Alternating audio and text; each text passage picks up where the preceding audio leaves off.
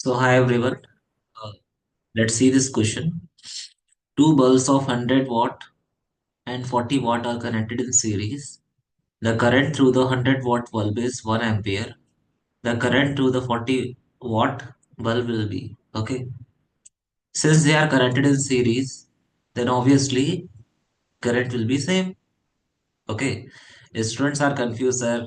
Why like it is 1 ampere? So obviously they are connected in series. One bulb, one more bulb, they are in series.